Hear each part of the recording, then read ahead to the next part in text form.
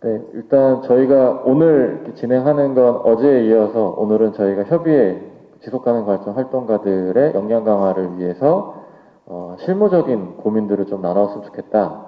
그리고 업무를 하면서 어려웠던 점들을 여기 앞에 나와 계신 경험을 많이 가지고 계신 마스터분들의 경험을 나누고 저희가 그 이후에 지역에서 좀 더 업무에 도움이 될 수 있지 않을까라고 생각해서 이렇게 준비를 했고요.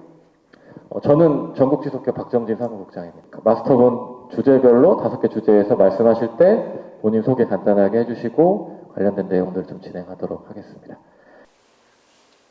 이렇게 재밌게 하는 거였어요. 나는 재밌게 할 줄 알았는데. 저는 박정진 국장님 역, 그러니까 전국협 표준인 박정진 국장님 옆에 앉은 윤희철입니다.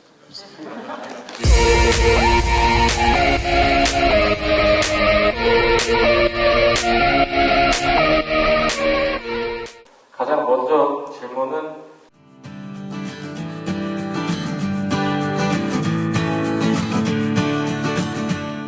이 질문을 받고 가장 고민을 했습니다. SDG 수립을 위해서 가장 중요하고 우선적으로 해야 될 게 실무자한테 뭐가 있을까? 딱 생각해봤는 거예요. 첫 번째는 SDG는 행정이 만드는 거거든요. 지속협이 만드는 게 아니에요. 행정이 만들도록 지속협이 그 지역의 분위기를 조성해주고 뭔가 푸시를 계속해야 되거든요. 그러려면 첫 번째는 지역사회의 공감대를 얻어야 됩니다.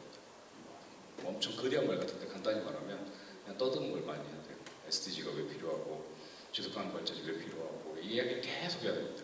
우리가 지역에서 하고 있는 시민대학도 하고 또 워크숍도 하고 포럼도 하고 그런 이야기를 계속 하는데 실무자 혼자 하라는 게 아니라 예를 들면 대표자들만 모아놓고 밥 먹으면서 또 그 얘기하고 또 운영자들만 모아놓고 또 그 얘기하고 그리고 그분들이 나가서 떠들게 하고 그리고 나면 자연스럽게 행정에서 그 이야기를 듣게 되고 그 어느 정도 때가 됐을 때 일종의 한 장짜리 정책 제안문을 들고 가서 전국협의회에서 준비해 준 게 있잖아요. 그거 들고 가서 행정에게 얘기를 하는 거죠. SDG 수립이 필요합니다. 기본법 체제하에서 이런 레파토리 속에서 해야 된다라는 이야기를 사무국장이 보고 해도 되는데 대표회장님이랑 대표단을 끌고 가서 하셔도 됩니다.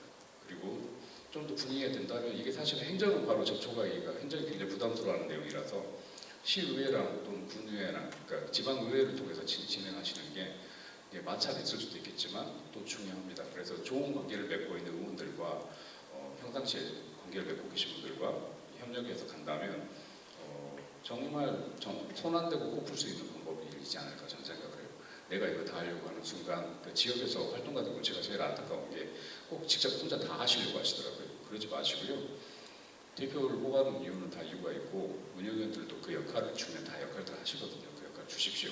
그리고 그 역할을 하시도록 하신 다음에 안 할 경우에는 계속해서 만나서 그분들이 할 수 있도록 해주는 게 사실 실무자 역할이거든요. 내가 주인공이 되려고 하는 순간 아무 일도 안 됩니다. 그분들 주인공으로 띄워주시면 자연스럽게 어느 순간 내가 주인공이 되어 있습니다. 이렇게 하시면 되지 않을까라는 생각이 듭니다. 감사합니다. 네, 실무 꿀팁이니까 꿀팁을 하나 전수해드리자면 저도 사실 그때 사기당한 것 같아요. 우리 이제 그 신진철 사무국장님이라는 분이 이제 저희 3번째 사무국장님으로 오셨어요. 그때가 저희가 지속가능 지표를 개발하기 전이었어요. 이분이 여기로 오시면서 지표가 중요하고 해야겠다라는 생각을 하고 오신 것 같아요. 근데 저한테 얘기할 때는 본인이 이제 지속협을 모르고 또 지속협이 지역사회에서 이제 있은 지 한 5년, 6년 됐으니까 한번 평가할 시기가 됐다. 그래서 주요 위원들한테 인터뷰를 좀 해보자. 그래서 이분들을 만나서 이제 지속협이 앞으로 뭘 했으면 좋겠는지 한번 물어보고 그동안 어떤 성과가 있었는지도 물어보고 이런 인터뷰를 하자고 했어요. 그래서 질문을 몇 개를 뽑고 위원들을 한 20몇 분 정도를 인터뷰를 쭉 이제 명단을 만들었죠. 우리 위원들이 한 70% 됐고 이제 새로 좀 넣고 싶은 뭐 언론사의 기자님, 그다음에 또 의회 누구 뭐 이렇게 몇 사람 더 넣어서 20몇 명을 인터뷰를 했는데 그리고 이제 가서 그냥 얘기할 수 없으니까 이제 질문지를 쭉 만들어가지고 갔는데 질문을 이제 제가 딱 뽑았는데 마지막에 이분이 질문을 하나를 자기가 추가하시더라고요. 그게 뭐냐면 지속가능 지표에 대해서 어떻게 생각하십니까? 라는 질문이었어요. 그래서 가서 이제 인터뷰를 하고 나면 쭉 이야기 듣다가 맨 마지막에 이분이 물어봐요. 그런데 위원님 그 지속가능 지표 운동에 대해서는 어떻게 생각하십니까? 이렇게 물어보면 이제 그분이 지표가 뭐예요? 라고 물어보면 자기가 쭉 설명을 해줘. 지표가 이런 거예요. 시애틀이 어쩌고 저쩌고 하면서 설명을 하면 이분이 그거 앞으로 우리 지속협의 해야 될 거 같습니다. 이렇게 위원들이 하시는 거예요. 그래서 20몇 명의 인터뷰가 딱 끝나고 나서 나오는 결론, 이제 성과, 그 다음에 뭘 하고 앞으로 해야 할 일, 지속가능 지표, 이렇게 결론이 나온 거예요. 그래서 지표 운동을 하게 됐어요. 그래서 그냥 실무적 꿀팁입니다. 네.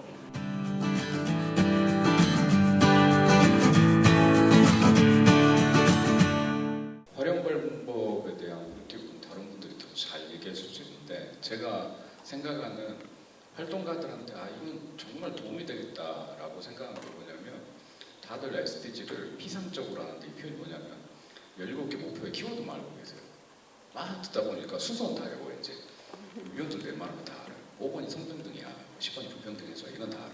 자기와 관련된 거 에너지 쪽 하시는 분들 에너지 하나 7번이야 이건 아는데 예를 들면 일본 목표 빈곤대치잖아요. 그거 우리하고 상관없어. 키워드가 빈곤대치니까. 근데 실제로 세부 목표는 모든 모든 이들에 대한 빈곤을 종식한다요. 사실 이건 우리로 따지면 사회보장제도잖아요. 그리고 제가 활동가들한테 좀 공부하고 싶은 게 뭐냐면 세부 목표를 좀 자세히 보셨으면 좋겠어요. 그러니까 한번 그 환경부에서 번역한 거 사실 국제협약문을 진짜 재밌게도 외교부가 협약을 맺고 와도 실제로 국문으로 번역한 경우가 거의 없거든요. 근데 이거는 외교부에서 한 게 아니라 환경부에서 그때 우리 KSDG 수립할 때 지역에서 활동가들이 아니 UN SDG에 국문 번역문도 없는데 정식 번역문도 없는데 우리가 어떻게 KSDG 만드냐라고 막 요구사항들이 막 올라갔었어요. 그래서 2달 만에 뚝딱 해가지고 만들어서 지금 지속가능 발전 포털에 올려졌잖아요. 그 내용을 한번 보시면 그 중에서 세부 목표를 하나씩 보시면서 우리 지역에 적용 가능한 게 뭐지? 하고 하나씩 체크를 해보시면 나중에 SDG 수립할 때 도움이 되는데 전문가들도 이걸 안 본단 말이에요. 피상적으로 일본 목표가 큰 게 이렇게 돼 있으니까 그냥 이 정도 이 카테고리에 대해서 적용하면 되겠지 하고 끝내버리는데 예를 들면 1.3 같은 1.5 같은 경우가 빈곤대치 안에 뭐가 되냐 빈곤층과 취약계층의 기후위기에 대한 대응 방법 어떻게 노출과 취약성을 감소시켜 이런 내용이 있고 또 기하 정식에는 여성의 토지 소유권에 대한 얘기를 해요. 성평등 목표와 관련된 게 들어가 있거든요. 이런 게 진짜 많아요. 서로 융합적으로 볼 수 있는 시각들을 열어주기도 하고 그래서 전문가들도 모르는 부분에 대해서 실무자들이 터치할 수 있는 방법이기도 하고 그러니까 너무 재미없고 뭐랄까 그냥 단편적으로 만들어질 수밖에 없는 지역의 SDG들이 다 그렇거든요. 심지어 성평등 운동하시는 분들이 각 지역에서 수립된 성평등 그 SDG의 5번째 성평등 목표들 보면은 기하를 통한 게 너무 많아요. 엉터리인 경우가 많거든요.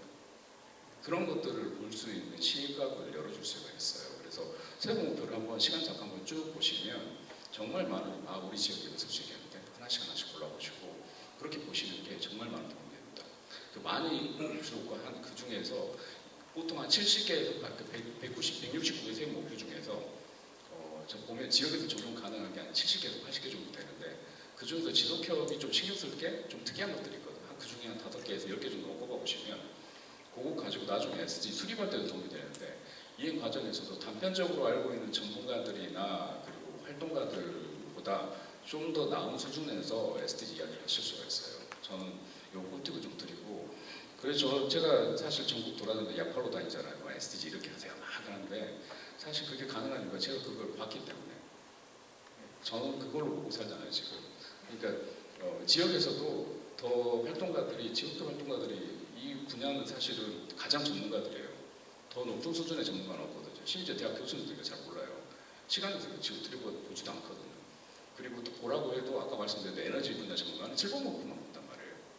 거기에 딱 그게 있다고 생각해요. 근데 다른 분야를 보면은 예를 들면 에너지 관련 목표가 12번에도 있어요. 지속가능한 생산 소비니까 에너지 소비, 그러니까 생산과 소비에 관련된 부분이 들어가 있고, 그러니까 이걸 복합적으로 보면서 여기 내용을 파악하고 계시는 게 사실 큰 도움이 되지 않을까 작게나마 이야기를 좀 드립니다. 말씀하셨던 것처럼 한번 저희 원문을 바라보는 거 필요할 것 같아요. 환경부에 나와 있는 이공상공의제를 보는 게 활동가들에게 도움이 될 것 같고요. 17개 목표만 외우는 것도 빠듯하지만 한번 시간을 내서 지역에서 그런 것들을 보시면 어떨까 생각을 합니다. 혹시 활용법 관련해서 다른 분들 혹시 여기 나와 계신 마스터분들께서 이야기하실 수 있을까요? 지역에서 SDGs를 수립하고 난 다음에 어떻게 활용하는가에 대한 질문이잖아요. 저는 수립하는 것보다 수립 이후가 더 중요하다. 이 얘기를 꼭 하고 싶어요. 그래서 수립을 해놓는다고 하면 옛날에 우리가 지방의제 초창기에 반성했던 이제 그 얘기로 되돌아가는 거거든요. 그래서 설사 목표와 지표의 수립 과정이 아주 만족스럽지 못했다 하더라도 그 이행 과정을 모니터링하는 과정 중에 대단히 많은 변화를 만들어낼 수 있어서 저는 수립보다 모니터링 더 중요하다. 그리고 모니터링한 경우에는 꼭 리포트를 만드는 게 꼭 중요하다. 그래서 리포트는 아주 세세하고 충실하게 만들도록 최선을 다하지만 잘 만드는 것보다 널리 알리는 게 더 중요하다. 그래서 이게 이제 혼자 할 수 있는 게 아니기 때문에 이 무게중심을 두는 중심에 대해서는 기획 단계부터 좀 면밀하게 사무국에서 신경을 많이 쓸 필요가 있다. 일단 지역마다 다를 텐데요. 수원 같은 경우 지속가능 발전 조례가 있습니다. 조례에 이제 지속가능 발전 보고서를 쓰게끔 돼 있고 그 업무 담당자 지역이기 때문에 수원은 정책기획과에 지속가능 발전팀이 있고 지속가능 발전 지표 담당자가 있습니다. 그 담당자는 하여튼 제가 보고서 내는 게 자기 일이기 때문에 열심히 합니다.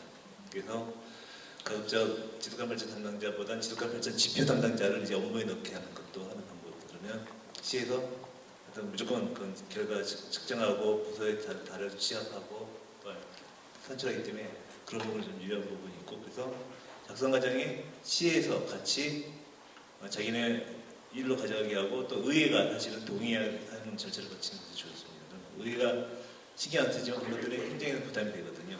그래서 제대로 준비해보고 쓰기 위한 절차를 가지기 때문에 제가 이게 진짜 재밌는 건데 몇 년 전에 전국협의회에서 지속협이 각 지역의 조례 제정에 참여한 현황을 파악을 해보자 운영에서 결의를 해가지고 그 내용을 쫙 파악을 했는데 처음에 수집을 한 5년 이내 걸로 해보자 했더니 경기도 몇 건, 광주 몇 건밖에 안 나오더라고요. 그래서 그러면 창립 이후에 지금까지 했던 거 다 끄집어내보자 했더니 20년 걸 다 끄집어내도 몇 개 안 돼요. 그러니까 이게 뭐냐면 이게 좀 안타까웠어요 사실. 이게 지속협의 할 수 있는 엄청난 일인데 조례 제정에 관련이 이렇게 하나.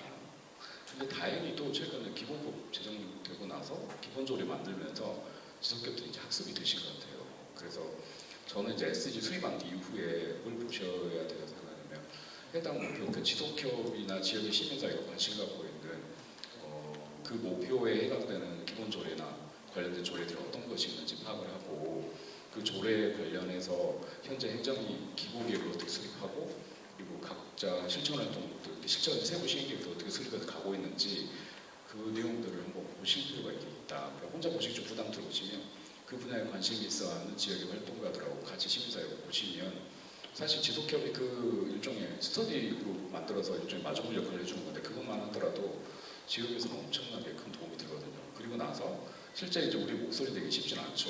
그러면 이제 뒤에서 조장을 하는 거죠. 이제 이 계획이 지금 수립이 되어 있는데 실제 아무것도 않고 있네. 예산도 없네. 그러면 이제 그 소스를 시민사회에서 알게 되면 알아서 성명서 내고 활동을 하겠죠. 그러면 지속협의 작은 역할이 된다라고 저는 생각해요. 거기에 주도적으로 지속협에 나설 필요는 없고요.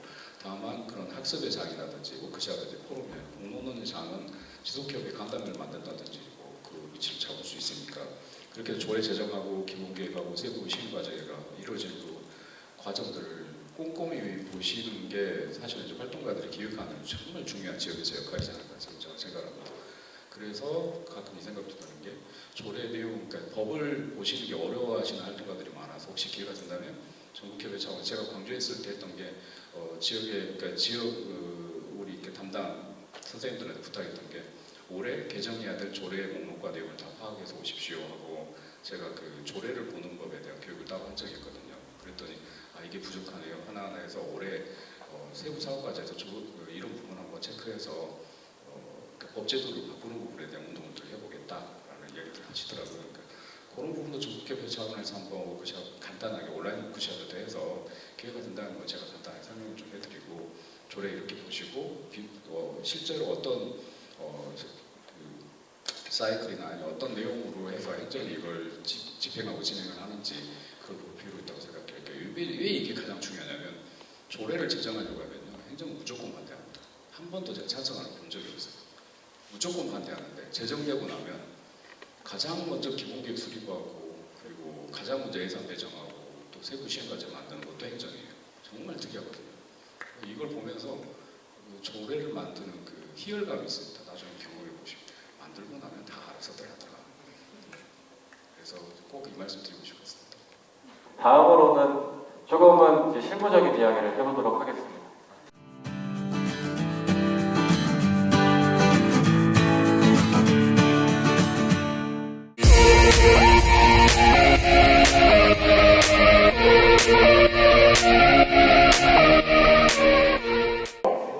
사실 가장 큰 이유는 여기에다 적어놓지 않았지만 민주주의의 확대입니다. 그래서 우리가 민주주의의 꽃이 투표라고 얘기한다면 인권협력은 저는 그 줄기나 이파리 정도 되지 않을까? 그 참여민주주의의 양분을 자양분을 만드는 것들이 민관협력이라고 생각하고, 그래서 그 민관협력이 투표라고 하는 건 이렇게 몇 년에 한 번씩 띄엄띄엄 있잖아요. 상시적으로 할 수 있는 참여민주주의의 구현, 민주주의의 확대 방식이 민관협력이기 때문에 이거는 우리한테만 중요한 게 아니라 우리 사회 전반에 있어서 매우 중요한 요소이고 민주주의의 근간이 되는 거다라고 생각합니다. 그래서 굉장히 중요한 일을 우리가 하고 있다는 걸 알고 이걸 하는 게 필요하고요. 제가 이제 민관협력을 하면서 제가 느낀 거예요. 그냥 이제 실무자의 눈으로 본 거니까 사실은 이것보다 훨씬 더 많은 것들이 있고 좋은 자료들이 많이 있는데 이걸 그냥 제가 하면서 느낀 것을 정리한 건데, 첫 번째는 예산을 절감할 수 있다라고 하는 겁니다.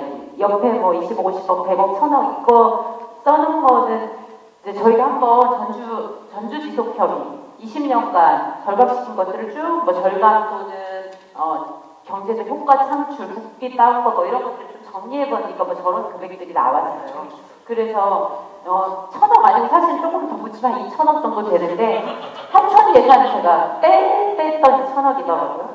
그래서 예산을 절감하거나 또는 경제적 효과를 창출하는 것이 민관협력에서 가장 많이 나오는 특징이고요. 예산 절감은 뭐 일단 우리가 하는 어떤 시민의 참여, 자원활동 이런 것들을 통해서 절감이 되기도 하고, 또 새로운 예산을 국가에서 따올 수도 있고 뭐 이래서 자치단체의 예산을 절감시킬 수 있는 효과가 있더라고요. 그리고 두 번째는 이걸 하고 나면 시민과 공무원이 반드시 역량이 강화가 되고요. 이것을 통해서 지역사회가 성장을 하게 되더라고요.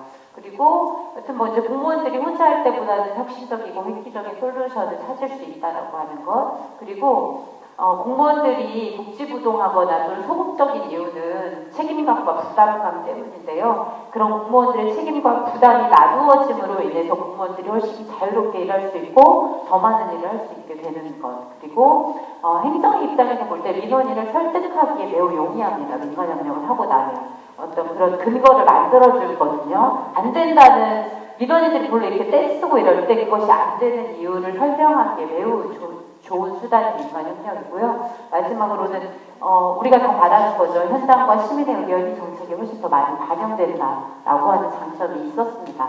네. 네. 다들 이제 민관협력 사업 왜 해야 되는지 좀 이해가 되셨을까요? 저희가 그냥 막연하게 해야 한다. 행정도 들어오고 시민도 함께 해야 한다라고 얘기했는데 이렇게 말씀해 주시니까 가장 크게 설명하기 쉬울 것 같아요. 예산 절감할 수 있다. 요게 행정한테는 좀 포인트가 되지 않을까 싶습니다. 자치단체의 예산은 절감되죠. 왜냐하면 우리가 시민들이 하천을 본래는 용역한테 돈을 주고 청소를 시켜야 되는데 시민 자원활동을 통해서 그걸 청소하면서 절감이 되죠. 그다음에 이제 지속협에서 회의하고 이럴 때 뭐 전문가들이나 막 이런 사람들 돈 주고 다 쓰려고 하면 엄청난 돈이 들어갈 텐데 그런 것을 자원활동으로 전문 인력들이 자원활동을 통해서 그런 정책과 의제를 계속 지자체에 제공해 주기 때문에 거기에 절감되는 게 있고요. 근데 좋은 아이디어들이 만들어져서 국가 예산을 많이 따와요. 또는 다른 예산들을 따오기 때문에 자치단체 예산을 쓰지 않고도 큰 사업을 할 수 있어서 예산이 절감된다고 표현을 한 겁니다. 네. 알겠습니다. 다음 질문은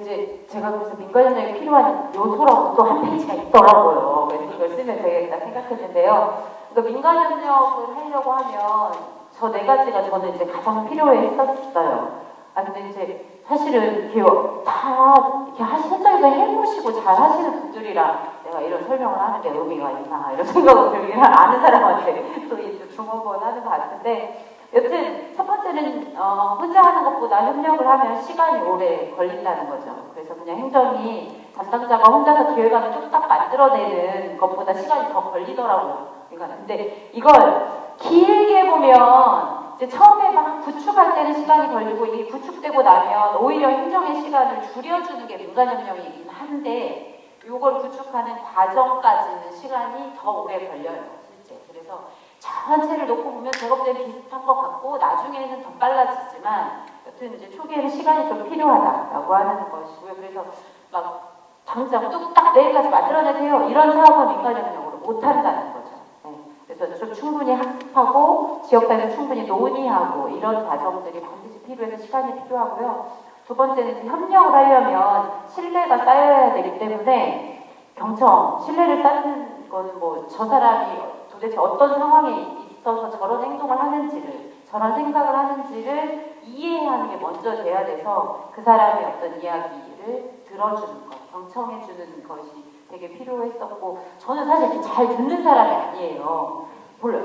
잘 들어주는 사람이 아니거든요. 지속협 하면서 이것을 하느라고 속이 터져 죽는 줄 알았어요. 네. 저는 빨리빨리 해야 되거든요. 딱 핵심을 빨리 말해봐. 그러니까 요점이 뭐야. 그래서 탁 이렇게 해야 되는 스타일인데 저거 하느라고 정말 죽어버리는 줄 알았어요. 그 다음에 균형인데요. 민간협력에서 필요한 균형은 어떤 균형이냐면 민하고 관하고 어느 한쪽이 힘이 세면 안 돼요.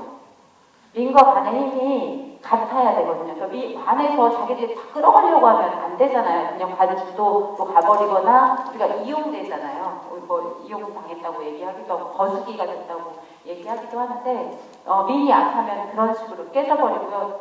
그리고 또 관이 너무 약해. 관이 약하다는 건 의지가 없다는 거예요. 민간협력은 의지가 없으면 우리가 아무리 민이 세서 떠들어대도 그냥 싸움만 나지 안 되고요. 서로의 균형이 정말 행정에서 받아들여야겠다고 하는 의지와 그 의지만큼의 또 민간의 역량, 이건 능력이에요. 그것을 갖춰야 된다라고 하는 거고요. 마지막은 양보입니다. 그러니까 행정이 민간협력을 하겠다라고 하는 것은 자기들이 가지고 있는 권한을 내려놓는 거거든요. 플랜을 자기들 결정해서 하면 되는데 그거를 내려놨어요. 그건 이제 민한테 그걸 양보한 거거든요. 그렇기 때문에 민에서도 행정하고 그것에 대한 책임을 같이 져줘야 돼요.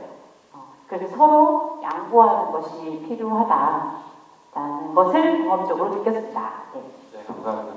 혹시 이 요소 말씀하신 4가지 요소를 말씀해 주셨는데요. 이 네 분도 다양한 민간협력 경험을 하셨잖아요. 하시면서 조금 추가해 주실 수 있는 이야기가 있을까요? 살짝 다른 얘기하고 논쟁될까 봐 그런데요. 민관 균형을 맞춰야 된다는데 이렇게 나란히 있을 때 관이 자꾸 떨어지면 그렇다는 얘기인데 저는 민이 더 세야 된다고 이렇게 끌어올리면 되거든요. 그럼 따라와요.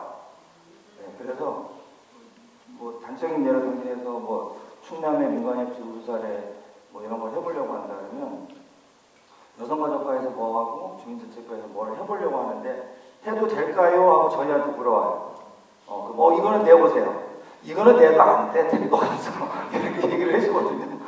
실제로 그리고 뭐를 자꾸 할 때 찾아오게 돼요. 저희 사무실에 과장님들이 직접 오세요. 실제로 저희 사무실로 실제 앞에 있다 보니까. 그러니까 과장님들이 오면 팀장하고 주무관하고 딸려오니까 4명 정도 오잖아요. 그러니까 오는데 뭐 뒤에서 보면 막 뭘 되게 많이 가졌어요. 이제 이런 거를 해보려고 하는데 해도 되겠느냐. 그러니까 그 얘기는 뭐냐면 저희 협의회 위원님들이 상시적으로 모여서 학습하고 토론하는 문화가 만들어져 있다 보니까 뭐를 하려면 거버넌스를 하든지 시민 의견을 묻는 거를 해야 되는 사람들은 사람을 어떻게 모르는지 몰라요. 현장에서는. 그러니까 저희한테 무조건 찾아오는 거예요. 이거 하면 위원님들 모여서 토론해 줄 수 있겠습니까? 이런 거거든요. 그래서 균형이 맞아야 된다는 거를 저는 기울어진 균형이라고 봐야 된다. 항상 미리 협의회가 관을 끌고 가야 된다. 이런 살짝 다른 의견이었습니다. 네, 감사합니다.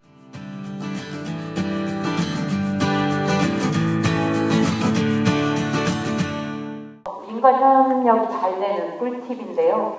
방금 첫 번째는 민간의 역량을 갖춰야 한다는 건 방금 이동준 국장님 말씀해 주셨어요. 사실은 저는 이제 강력한 의지를 가진 시장을 만나봤잖아요. 민간이 그 역량을 못 따라가요.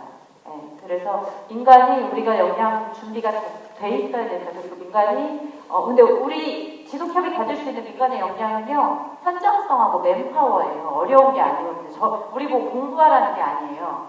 좋은 사람들을, 능력 있는 사람들을 발굴해서 찾아보면 되거든요, 그분들을.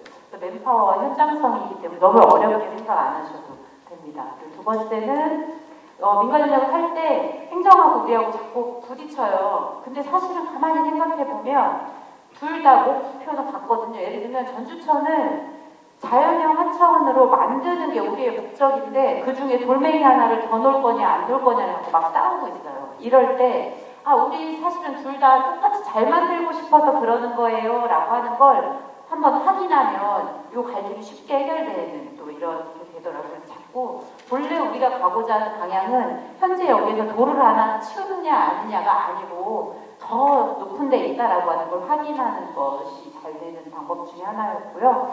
그 다음에 이제 쭉 그냥 읽어보시면 아는 내용들이에요. 그런데 제가 중요하게 보는 건 밑에서 모든 참여자들에게 역할을 준다는 거예요. 우리가 지속협들이 위원들을 그냥 막 이렇게 구성해 놓기만 하는 경우들이 상당히 있어요. 근데 사람들이 다 구성을 해놓고 그분들한테 막 잘해줘요. 근데 그렇다고 해서 조직 운영이 잘 되고 조직력이 확보되는 게 아니라 조직과들이 생기는 게 아니라 이분들이 지속가능한 발전에 어떤 걸 기여하게 만드는 게 굉장히 중요하거든요. 그래서 각각의 특성에 맞게 그 사람이 이 의제를 실현시키는데 뭔가를 할 수 있는 역할을 반드시 줘야 된다. 그래서 구성할 때도 많이 구성하려고 하지 말고 정말로 그 역할을 할 수 있는 사람들 중심으로 구성하는 게 중요하고 구성됐을 때 그들이 매 회의 때마다 이 사람 오면 이걸 가지고 어떤 이야기들을 해줄 수 있도록 우리가 질문을 만들거나 그 회의를 기획할 때 저분이 오시면 그 얘기 해줄 수 있겠네? 그럼 그 얘기 꼭 물어봐야지. 이렇게 위원들이 자기가 가진 역량을 가지고 여기에 기여할 수 있게 만드는 것, 그것이 굉장히 중요했었던 것 같아요. 네, 그 다음으로 이제 정말 실무 관련된 내용입니다. 행사 실무 진행 관련된 내용으로 이동준 국장님께서 해주실 거고요. 이동준 국장님도 PT를 준비해 주셨어요. 자, 어쨌든 오늘 신안에서 역량 강화한다고 해서요. 오늘 여러분들 두 손에 역량을 담아드리기 위해서 만들어봤습니다.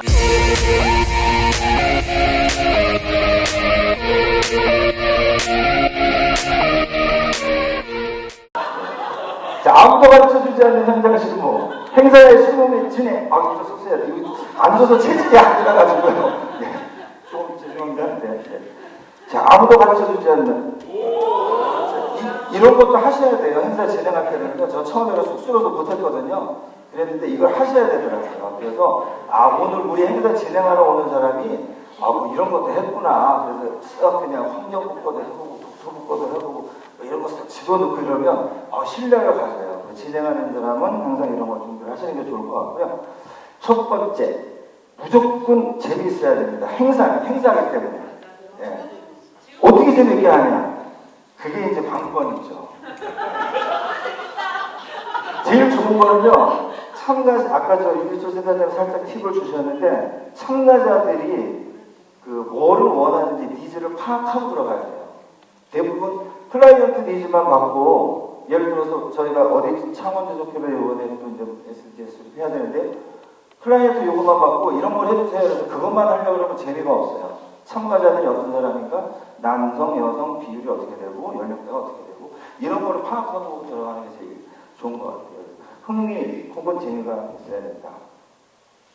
이거는 제가 고맙습니다. 이렇게 터지도록 만든 건데 터져주셔야 돼요.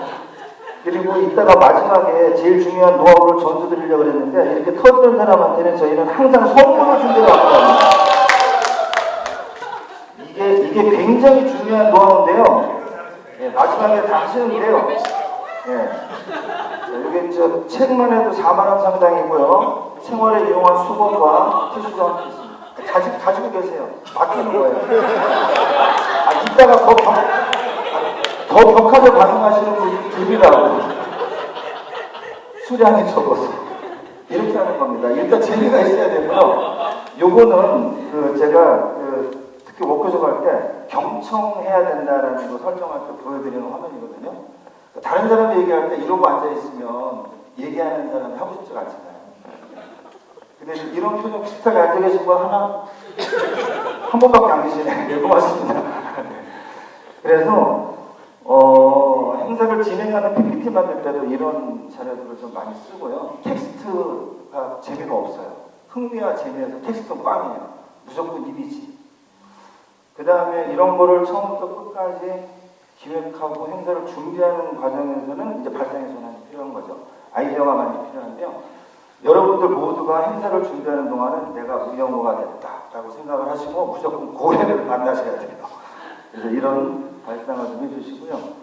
이건 뭐냐면 이제 또 매달리지 말라는 의미로 이거를 이제 제가 사진을 많이 쓰는데요. 막 생각을 많이 하시다 보면 하고 싶은 게 되게 많아요. 그 행사에서. 다 잘라내야 돼요. 핵심만 딱 끊어야 돼요. 그거를 하고 싶은 걸 다 하려고 하면 참가하신 분들이 재미가 없어요. 그래서 과감하게 매달리지 말고 털어내야 된다라는 의미로 이제 좀 말씀드렸고요.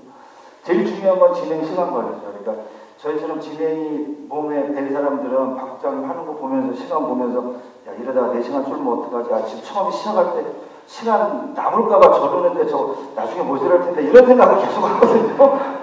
진행 시간 관리하는 게 굉장히 중요해요. 그래서 저희 진행할 때 PPT에 이런 거 많이 써요. 아까 2분 얘기하셨는데 저는 1분 30초 줍니다.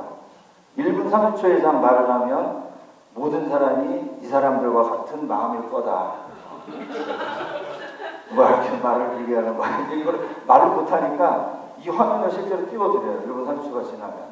그래도 말을 안 들으면 땡 하고 그러면 이제 그렇게 근데 이거는 이제 전체적으로 봤을 때 진짜 한 사람이 짧게 말하는 거 한번 해보기 시작하면은요 훈련될수록 좋아요. 저희 협의회 위원님들이 많을 때 1년에 워크숍을 6번, 5번 하고요. 최소 2-3번 하시거든요. 위원 전체 워크숍은. 이거 굉장히 잘하세요. 훈련돼 있어서 내가 하고 싶은 말을 1분 30초 이내로 말할 거를 요약을 미리 해놓으세요. 그러니까 토론을 하는 중에서. 이게 습관화되면 어디 가도 괜찮은 것 같아요. 조금 길게 하시고 싶은 사람은 의회 진출하셔서 5분씩 하셔도 되는데 저희는 이렇게 1분 30초 좋습니다. 제일 중요한 건데 이제 누구를 위한 행사냐예요. 누구를 위한 행사냐. 이거 잘못하면 이거 포인트 잘못 잡으면 쟤네 예산 남아서 예산 털으려고 하는구나. 아니면은 해달라니까 어쩔 수 없이 하는구나. 이렇게 보이거든요. 그런데 실제로 예산 털기 위해서 해달라고 하는 거를 할 때도 확실한 대상, 누구를 위해서 하는 건가, 이 행사를. 그리고 뭐 결과적으로 용역 형태로 오면 클라이언트를 위한 거라고 얘기할 수 있는데 저는 일단 참가자들이 흥미있고 재밌어야 되고 참가자들 위주여야 한다고 해요. 그분들이 주인공이어야 한다. 그래서 저 여기 아마 이제 이번에 창원 갈 때도 제가 명단 받으면 이렇게 할 텐데요. 저는 어디 가든지 거기 참여하시는 분 명단을 미리 달라고 해요. 모든 분의 이름을 다 써드립니다. 그래서 화면에 띄워드리는 거예요. 오늘의 주인공은 여러분입니다가 중요하죠. 물론 이 앞에 뭐 인삼만 시장, 뭐 축사, 뭐 이클레이 박연 이런 거 있죠. 그런데 제일 중요한 건 이거예요. 이 화면을 꼭 보여드리는 거를 굉장히 중요하게. 왜 신랑이 조교하는 거예요? 죄송해요. 바로 앞에 있어요. 그래서 누구를 위한 건가를 항상 염두에 두시고 해주시면 좋을 것 같고요. 수요자의 요구, 클라이언트 요구를 정확하게 파악을 하셔야 되는데 거기에 재미를 어떻게 넣을 것인가에 대한 아이디어는 뭐 토론 같은 경우에 브레인스토밍이 됐든 브레인 라이팅이 됐든 아니면 가지치기 같은 온갖 그 기법들이 많이 있으니까 퍼실리테이션 기법이 있으니까 어떤 거를 하면 더 재미있을까. 그리고 요번에 만드는 게 이게 끝장 토론은 아니고 뭔가 목표물을 도출해내는 거면 어떤 방법을 쓰는 게 좋을까. 아니면 토론을 붙여서 사람들이 말을 하게 해서 결과가 어떻게 나오지 않더라도 이 사람들이 말하는 장치장을 만들어줘야 되는 자리인가. 이런 거에 대한 게 분명하게 있는 상태에서 기획이 돼야 된다는 거죠.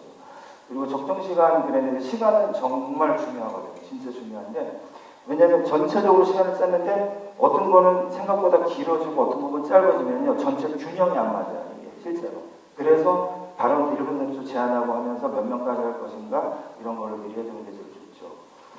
그걸 할 때 전체 미장센을 고려해야 된다고 말씀을 드린 거는요. 오늘 시작하기 전에 이재성 팀장이 노래를 틀어놨길래 제가 가서 물어봤어요. 지금 틀은 곡이 뭐예요? 그랬더니 유튜브 랜덤? 이렇게 하시더라고요.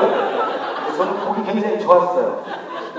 좋았는데 저는 시작하기 전에 구체적으로 생각을 하고 들어가는 거예요.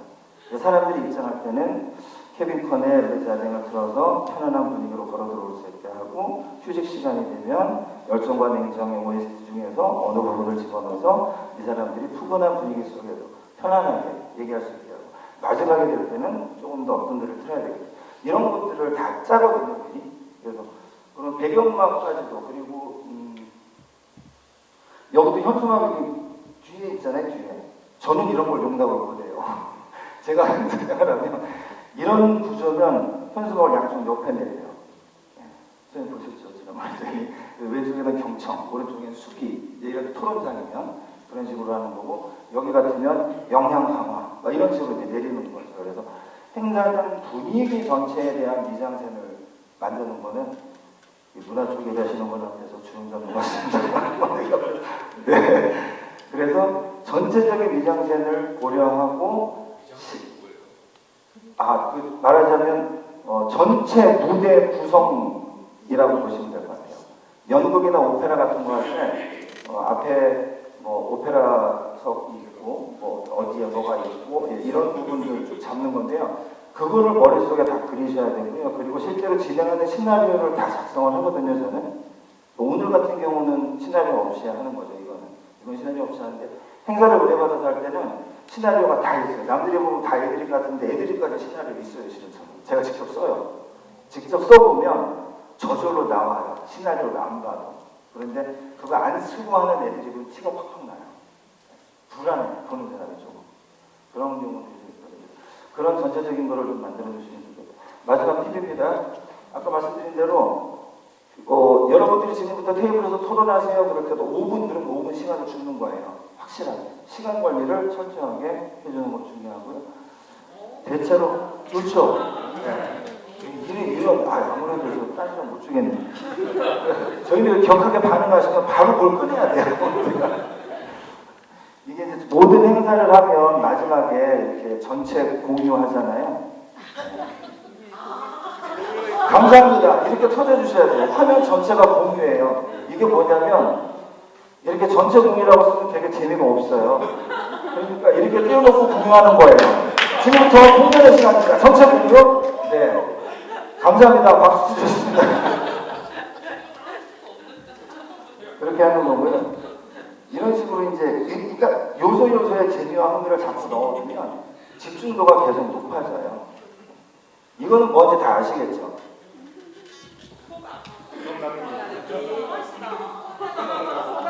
정답 박세호 선생님 소감 나누기 시간이에요.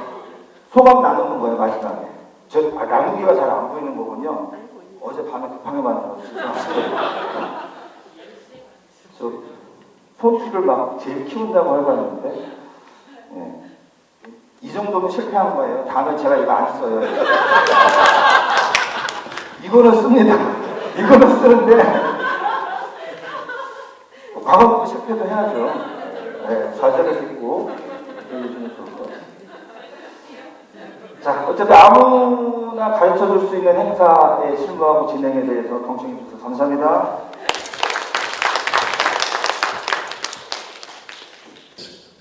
바로 다음으로 넘어가세요. 아까 윤 국장님께서 계속 다음이 본인이라고 하셨는데 이제 윤 국장님 차례입니다. 제가 원래 공무원 담당인데 이미 미용진 공무원이 다 나와서 지속가능 발전협의 했던 거랑 5년 이상 하면 당연히 줄 필요 없고요. 이번에 제 가정은 2년 이하 아직 실무자가 안 맡겨진 분들 그게 가정명입니다.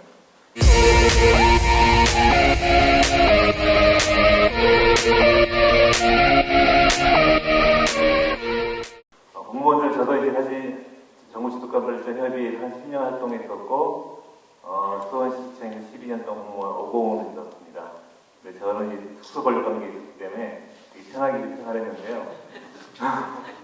시장님 기소팀장을 했기 때문에 기소를 했기 때문에 절대 권력을 지휘하면서 살아서 좀 보는 시간이 달랐었는데 공무원들을 좀 이해하는 것이 좋겠다 생각해서 그때 말씀드리면 공무원을 하고 싶은 사람이 많습니다. 그렇지만 공무원은 자기가 하는 일을 하는 사람이 아무도 없습니다. 자기가 하고 싶은 일을 하는 공무원은 아무도 없어요. 주어진 일을 하는 거지 하고 싶은 일을 하는 건 없습니다. 그게 달라요. 우리도 사실 이 일을 하고 싶지 않았지만 우리가 결정해서 우리는 지속가는 협의에 들어왔잖아요. 내가 이 일을 해야겠다 생각하지만 공무원들은 공무원 됐지만 어떤 일을 할 것인지는 임명장에 달려지는 거지 제가 하고 싶은 일 하는 사람 거의 없습니다. 하고 싶은 사람 하는 사람은 아무것도 문제하고 미친 공무원입니다. 그 마을 만들기라든지 지속가 발생 이런 활동을 성공하려면 미친 공무원 만나야 된다는데 그 사람들은 다른 일 안 하고 나는 이 일을 하겠다, 승진 필요 없다 하시는 분들이 만났을 때 그런 사람들이지 나머지 분들은 정상적인 분들은 다 주어진 일 6개월이든 3개월이든 5년이든지 주어진 일이라는 공무원의 특성입니다. 그렇기 때문에 공무원은 의욕이 없어요. 딱 하나 승진입니다. 왜냐면 우리 지속감발협의회는 사실은 직원들 몇 명 안 되잖아요. 승진 욕구가 있어서 별 차이가 안 나는데 공무원은 동기들이 있어요. 동기들이 팀장 달고 과장 달고 부장 달면은 자기는 팀장을 했으면은 자존심 상하죠. 왜냐면 공무원 상대에 보셨지만 성과를 측정이 힘들거든요. 공무원들이거든요. 그런데 쟤는 승진이랑 승진 안 하는 게 줄을 잘 쓰는 것인지 실제 이 일을 잘하는지 애매하다 했습니다. 그렇기 때문에 공무원은 승진에 목말라 있고 승진만이 유연 동기가 될 수 있다는 것을 사실이고요. 여러분이 시청 들어가시면은 문을 딱 들어갔을 때 가장 먼 자리에 누가 있죠? 가장이죠. 가장 먼 자리. 문에 제일 가까운 자리는 제가 사무실이 공무원 권력서열인데요. 문은 사무실 문 열었을 때 제일 끝에 있는 분이 가장님이고요. 그 옆에 있는 분이 가장 핵심골 팀장이고요. 그 자리에서 이제 권력순위가 1, 2, 3, 4 책상 위치가 권력서열입니다. 그리고 팀장 밑에서 또 이 순서가 1, 2, 3, 4번이 권력서열입니다. 그래서 팀장 밑에 있는 분을 차석이라고 그러잖아요. 일석은 팀장이면 일석 차석이 이게 계급순위입니다. 공무원들은 딱 자리 보면 누가 권력자고 누가 제일 삐린지야 알 수 있습니다. 그렇기 때문에 특히나 저는 처음 느꼈던 것 중 하나가 공무원들은 8급, 9급은 참새 같아요. 새끼 참새. 엄마 나 먹이달라고 얘기를 올린 것처럼 팀장님 저 뭐 할까요? 아무 판단하면 안 됩니다. 공무원들은. 특히 8급, 9급 판단해서 안 되고 7급도 심지어는 판단하면 안 됩니다. 판단은 오직 팀장이 당내에서 판단합니다. 정치 결정은 팀장 과장만 하지 7급을 판단해서 일 집중하잖아요. 엄청 혼나요. 8급, 9급은 절대 그래서 안 되죠. 이렇게 아무리 똑똑한 사람도 되게 공무원 되면 그렇게 훈련을 했기 때문에 나중에 보시면 공무원들 참 좋은 사람인데 멍청해지는 게 8급, 9급 때 아무 생각하지 말고 시키는 것만 해. 물론 이 사고를 줄이기 위한 방법도 있을 수도 있지만 그런 과정을 거치기 때문에 많이 기능이 저하된다는 거. 그리고 그러면 우리가 만나는 담당자는 마다 좀 다르겠지만 그 담당자가 어떤 상태에 있는지에 따라서 몇 급에 따라서 업무 실적이 달라집니다. 8급이냐 9급이냐 하면 더 희망이 없고요. 7급 정도 되면 업무 그거보다 한 10년 되신 분들이 때문에 업무 능력도 있고 승진에 대한 동기부여가 열심히 하십니다. 그래서 여러분 챙겨줄 건 꼭 그 직원의 승진입니다. 그래서 시장님한테 부장님 가자면 이건 잘하죠 하면은 이건 열심히 하는 겁니다. 그러면 적이 아닙니다. 적으로 상대하면은 끝까지 적이고요. 다른 부서 가서 또 괴롭히기 때문에 일단은 만나는 공무원 잘해주시고 그 공무원이 승진의 동기가 되게끔 그래서 가능한 한 대통령상, 총리상, 장관상에서 받을 수 있도록 도와주시는 것들이 그리고 그 나왔던 내용들이 성과는 다 공무원 권력이 좋습니다. 인가임용을 했더라도 이 사업 성과는 이 시장님이 하셔서 정말 많이 도와주셨다고 시장이 꼭 보고 쪽지 보고 문자라도 보내주시고 그러면은 계속 또 돌아와요. 그래서 시장님께 우리 대상 얼마 올려달라고 문자 보내지 마시고 이 직원 너무 잘 열심히 하는데 칭찬해달라고 문자 보내면 다 소문나거든요. 그런 문자 누가 보냈다는 것들이 그런 것들도 그 직원은 챙기게 돼 있어요. 그런 걸 해드려야 돼요. 일단 그렇게 해주시고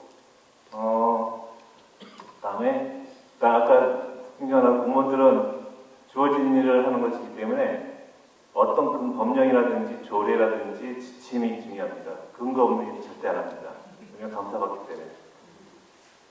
시장님 명령에 따라 일을 해서 감사받으면 깨질 수 있는데 법령, 조례, 지침, 중앙부처의 지침 없는 일은 하면은 너 왜 해서 하면 상관이 없거든요. 그래서 그러죠. 다른 집 살에 있냐고. 근거가 핵심이어서 근거를 만들어내는 그렇기 때문에 조례를 만드는 것도 중요한 것이고 다른 선진 사례입니다. 그리고 저는 지속가발전협의회는 우리 SDG는 유엔에 갔잖아요. 유엔 파는 게 제일 중요합니다. 유엔하고 전 세계가 하는 것이라는 것들을 강조하는 것들이 많이 없습니다. 왜냐하면 공무원들에 있어서는요, 지속가능 발전 협의회는 우리는 많은 시민단체든지 유력한 전문가든지 의원들 참여하는 단체지만 공무원이 봤을 때 민원인 중 한 명입니다. 지속가능 발전 협의회나 여기 옆집 아저씨랑 똑같은 민원인입니다. 그거 속수는 하시고 저도 공무원 되어 보니까 그게 그 무슨 쓰레기 문제를 찾아온 민원인이나 지속가능 협의회 회장님은 똑같습니다. 문제가 안 생기는 게 중요하지 그 일을 잘 되는 게 중요하지 않습니다. 그렇기 때문에 우리가 어떤 행정에게는 민원이라는 건 그 하나의 거고, 그렇지만 소중한 민원이 될 수 있는 것은 영향력이 있어야겠죠. 그렇기 때문에 우리가 과장이나 부장님이 왜 찾아옵니까? 우리 협의회를 찾아갔더니 나중에 그래도 먹히는 거잖아요. 성장도 갖고 그거 정상되고 칭찬받기 때문에 찾아가는 거잖아요. 그것처럼 솔루션을 해결해 준다든지 아니면 사고가 있어서 단체장을 움직일 수 있다든지. 사실은 좀 슬프지만 협의가 정치력을 가져야 됩니다. 전주가 잘 되는 이유 중 하나는 전주에 있는 시민단체들이 영향력이 있는 거죠. 시민단체 없는 지역은 영향력 있는 게 없기 때문에 같이 또 의군이 없기 때문에 사실 힘든 거기 때문에 그런 영향력 있는 단체나 활동가를 키우는 것도 지속가능 발전 협의회가 오래가기 위한 방법 중 하나고요. 이 의원들도 여야를 떠나서 하여튼 지속가능 발전 협의회를 이해하고 활동할 수 있는 의원들을 키우는 게 중요합니다. 의원들 장차 단체장님이 될 수도 있고 또한 당원망이 될 수 있기 때문에 의원이 단체니까 키워하는 단체는 결코 건들지 않습니다. 꼭 우리를 위해서 몸 바쳐줄 의원. 제가 경기도 협의에 있을 때 보니까 경기도가 의원 강영 단체 의원들 영향이 세거든요. 자기 방어 시스템 의원이 한두 명 있는 거 없는 거 제일 큽니다. 네. 일단 여기까지 말씀드리겠습니다. 정말 피가 되는 얘기들인 것 같아요. 저희가 가장 어려운 게 행정과의 관계.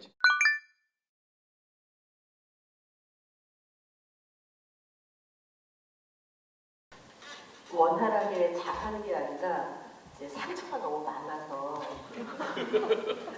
그래서 이제 하나의 방법은 저도 이 지방의제에서 10년 동안 일했잖아요. 그때 일을 하는 과정 중에 제일 스트레스가 컸던 대목은 행정이랑 갈등이 생겼을 때 어디서 해결을 해야 될지 모르게 그게 스트레스가 제일 컸어요. 그런데 이제 지금도 스트레스가 없는 건 아니에요. 저도 구급에서부터 시장 도지사까지를 오르락 내리락 하면서 다 만났잖아요. 근데 다 스트레스예요. 다 스트레스예요. 스트레스인데 이제 내가 좀 너무 힘들면 이게 안 되잖아요. 그래서 이제 항상 노력해요. 지금도 잘 안 되는데 항상 노력하는 건 행정에게 특별한 기대를 갖고 대하지 말자 이런 생각을 해요. 내가 말하면 저 사람이 이해할 거다 이런 생각을 하지 말자 이렇게 나를 달래고 그렇게 얘기를 하고 저 사람은 내가 고민하고 이게 중요하다고 생각하는 것만큼 생각하지 않는다 이렇게 나를 타이르는 거죠.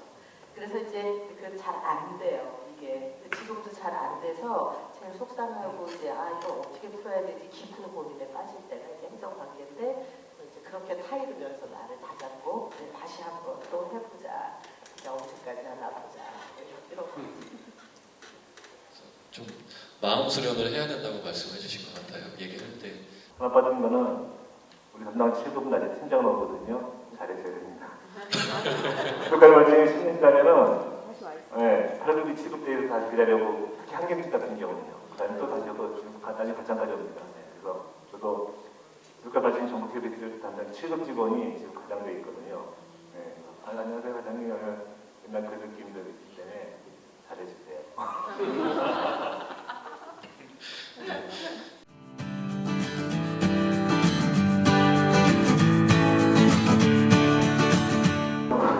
근데 사실은 어떻게 역할할 것인지는 정치적인 스피는 정치력에 따라 다르다고 생각해요.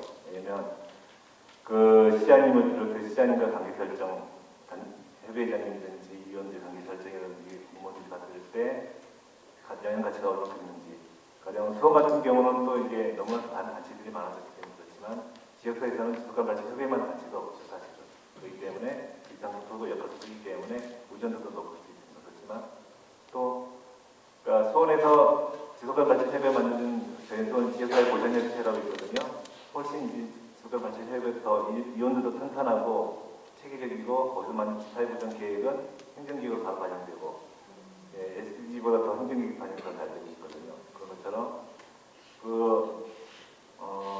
지역마다 상황이 좀 다르기 때문에 그건 어쩔 수 없지만 그만큼 우리가 지속가능 발전 협약의 어떤 목표를 가지고 어떻게 역량을 키우냐에 따라 다르지 않을까 싶습니다. 국제협력은 어제도 얘기했지만 국제협력이 뭐 어디 별다로 떨어져 있냐. 문제는 우리가 국제협력을 얼마나 거리감 있게 생각하는가.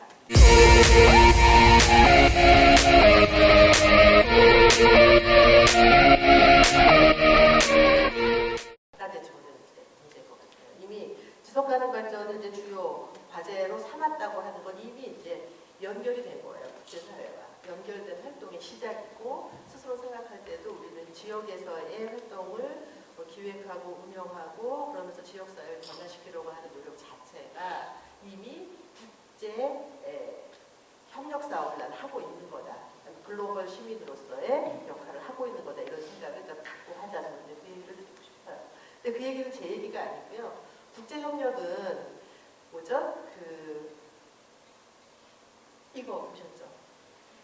국제협력은 이제 여러 가지로 얘기할 수 있는데 제가 알고 있는 국제협력은 지방의제, 그 다음에 지속가능 발전, 그리고 그 안에서도 지방정부의 카테고리 안에서의 것을 알고 있어요. 그래서 이 클레이가 하는 활동에 대한 국제협력만을 제가 일정 정도 이제 활동을 하면서 특정한 거다 이런 전제하에 이제 말씀드리면 저는 이제 이거가 여전히 근원이라고 하는 거예요. 다시 한번 확인하고 싶었고요. 구현할 필요는 없고 여기 아래에 있는 몇 가지의 용어인데 저는 저게 우리가 하고 있는 활동이 여전히 이제 국제협력이라고 얘기해 주는 거죠. 뭐냐면 첫 번째 있는 건 뭐죠?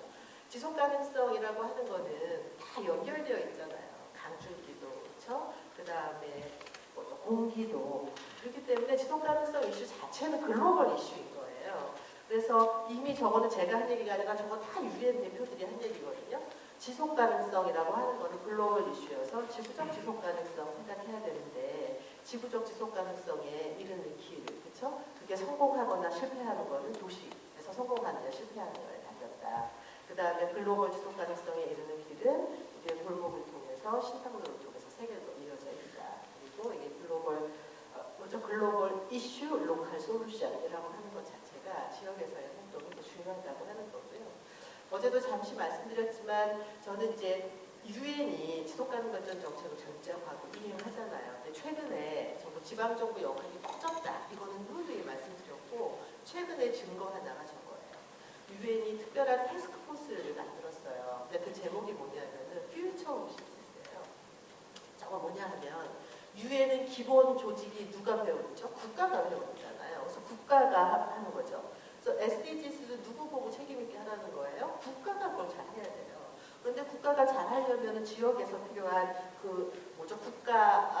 KSDGs에 기여하는 길, 그 다음에 그것이 글로벌 SDGs에 연계하는 길, 그것을 하기 위해서는 지역에서 무엇을 할 것인가를 지역에서 하라는 거잖아요. 그래서 근본적으로는 유엔은 국가를 대표로 해가지고 일을 해야 할 책임이 있는 거죠. 근데 저 태스크포스는 뭐냐 하면 유엔이 지금 개혁을 진행 중이거든요. 그래서 지속가능성을 잘 추진할 수 있는 조직으로 거듭나기 위해서 변화를 하려고 하면서 동시에 유엔과 지방정부를 직접적으로 연계하기 위한 태스크포스를 지지난해부터 지금 운영을 계속 하고 있는 거예요.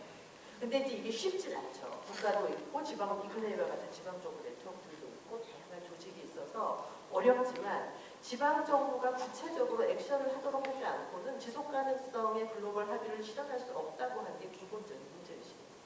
그런데 뭐예요? 우리가 매일매일 만나는 지방정부의 리더와 지역에서 일하고 있는 공직자들은 저거에 대해서 다 모르고 있는 거예요. 근데 그걸 제일 잘 아는 사람이 누구냐면 어쨌든 이클레이는 지방정부 네트워크니까 알고 그리고 많이 아는 네트워크가 지방 지속협력 관계자들인 거예요. 앞서 지속가능 발전은 지방의제가 제일 전문가라고 했는데 그거 맞아요. 그리고 또 하나 이제 이 슬라이드는 제가 많이 쓰는 건데 저 이클레이가 1990년에 만들어지고 1992년에 UN 회의했잖아요. 저거 할 때 우리 9개의 메이저 그룹 만든 거 기억하시죠? 그렇죠? 그 중에 지역 그룹이 있는 거, 그 내역 확대하는데 그러면서 동시에 그 1992년 회의의 기후변화협약, 생물다양성 협약 또 여러 가지 얘기를 했는데 그것에 이행하는 그 프로세스 안에 전에는 국가만 모르는 것을 리포트해라 이랬는데 그걸 통해서 점검하겠다 이렇게 했거든요. 근데 지금은 그렇지가 않아요. 저기 위에 있는 기후변화 협약 로고인데 거기는 아까 9개 그룹에서 이제 지방정부들을 이제 그룹으로 묶는 거죠. 그 중에 하나가 이클레이고 1992년 회의를 하면서 지방적 지속가능성 이슈에 특화된 지방정부 그룹을 좀 조직해달라 그래서 만들어진 게 이클레이예요. 그리고 나서 지금 30년이 오는 동안 지방정부의 역할이 부각되면서 굉장히 많은 지방정부 네트워크가 생겼어요. 굉장히 많은데 그 지방정부들은 이클레이만 유엔을 통로를 할 수 없잖아요. 그러니까 그 네트워크를 다 규합해서 거기에서 목소리를 지방정부의 목소리를 모아서 유엔 정책결정관에 연결하는 거죠. 그래서 그 그룹 이름을 국제사에서 LGMA 저렇게 쓰고 저거 지방그룹의 표기를 지방정부 그룹의 표기를 쓰고 있거든요. 그래서 최근에는 그래서 이 유엔 기후변화 협약도 국가가 온실가스 감축량을 유엔에 보고하도록 하고 있잖아요. 그런데 지금은 지방정부도 유엔에 뭔가를 보고할 수는 없어요. 그런데 그건 없지만 지방정부도 뭘 좀 하도록 해야 되잖아요. 그래서 글로벌 공동행동 이런 거 조직하는 거죠. 그래서 국가는 유엔에 직접 하지만 지방정부들이 얼마나 온실가스 감축 목표를 정하고 열심히 이행하고 있는지를 보고하는 온라인 플랫폼 같은 거를 만드는 것도 지방정부 네트워크를 추진해왔거든요. 최근에는 유엔이 거기에 끼어들었어요. 그래서 이를테면 뒤에 있으면 유엔이 레이스 투 제로, 제로를 향한 캠페인 이런 걸 얘기하면서 기업, 대학, 도시, 지방정부들 뭐 이런 데들 해라 이렇게 하면서 그 중에 하나가 이제 소위 시티스 레이스 투 제로 캠페인 이런 거거든요. 그거를 유엔이 자기네가 한다고 세계적으로 발표는 했고 그거를 누구랑 하느냐 지방정부 네트워크랑 하겠다 이렇게 연결한 거예요. 그래서 지방정부 네트워크들이 만든 온라인 플랫폼에다 보고하고 하는 거를 그대로 다 유엔이 인정을 하겠다 이렇게 하면서 지방정부와 유엔을 직접적으로 연계하기 위한 노력을 계속해서 하고 있어요. 그리고 저기 생물다양성 협약 로고거든요. 거기 이렇게 풀리 있는 게 그 생물다양성 협약도 2년에 한 번씩 그 당사국 총회 개최하잖아요. 그런데 요번에 개최되는 생물다양성 협약 총회에서는 앞으로 10년 동안의 글로벌 생물다양성 정책을 채택할 건데 그때는 이미 국가들이 그걸 또 해야 돼서 이행하는 리포트를 내거든요. 그런데 거기에 동시에 유엔 생물다양성 협약 사무국이 같이 참여하고 이클레이랑 IUCN이라고 하는 기구 들어보셨죠? 그런 네트워크들이랑 같이 해서 지방정부들이 생물다양성 행동을 얼마나 잘하고 있는지를 보고하는 플랫폼을 런칭해요. 그게 뭐냐면 뒤에 보여드릴 텐데 Cities with Nature 이런 거거든요. 그래서 생물다양성 분야도 지방정부들이 글로벌 협약이 시행되는데 어떤 기여를 하고 있고 어떻게 하면 어떻게 진행되고 있고 어떻게 하면 더 잘할 수 있는지를 글로벌 차원에서 관리하겠다고 하는 거죠. 이렇게 연계가 점점 깊어지고 있다고 하는 거예요. 물론 기후변화 협약, 당사국 총회, 생물다양성 협약 당사국 총회에 지방정부의 리더들을 다 모아가지고 하는 노력이 지속된 지는 벌써 오래됐어요. 근데 그것이 이제는 그렇게 구체화되고 있다고 하는 거고요. 이제 이거는 그래서 어떻게 그 보고서를 하고 있는지를 간단하게 쓴 건데 우리 잘 알잖아요. 아젠다 22D SDG를 냈고 국가들은 소위 VNR 그래서 리포트 하잖아요. 거기에 똑같이 VLR이라고 하는 리포트를 내라고 하는 거예요. 그 다음에 기후변화 협약도 저기에 보시면 최근에 그 정책 용어가 뭐냐면 멀티레벨 액션인 거예요.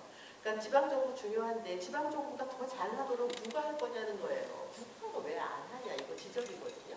그런 메시지 계속 하면서 레이스 투 제로 캠페인 같은 거 하면서 보고할 수 있도록 하라 이런 얘기하고 있고요. 생물다양성 협약도 저기에는 이 기존까지는 국가는 LB4 그래서 NB4 N이 내셔널이거든요.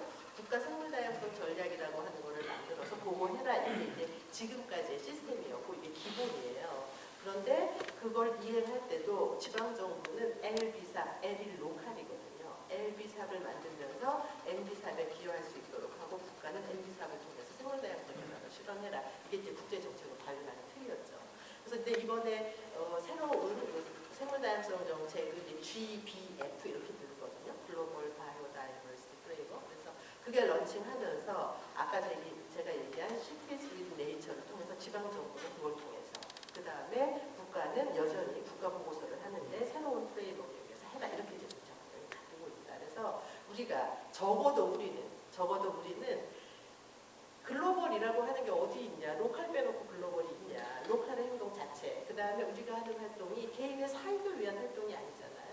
자연, 그 다음에 형평성, 그 다음에 SDGs라고 하는 글로벌 국제사회가 채택한 목표를 실현하는 과정에 위한 노력을 하고 있기 때문에 이미 글로벌이다라고 하는 생각을 좀 이제 다 해야 된다. 이 얘기를 하고 싶어요.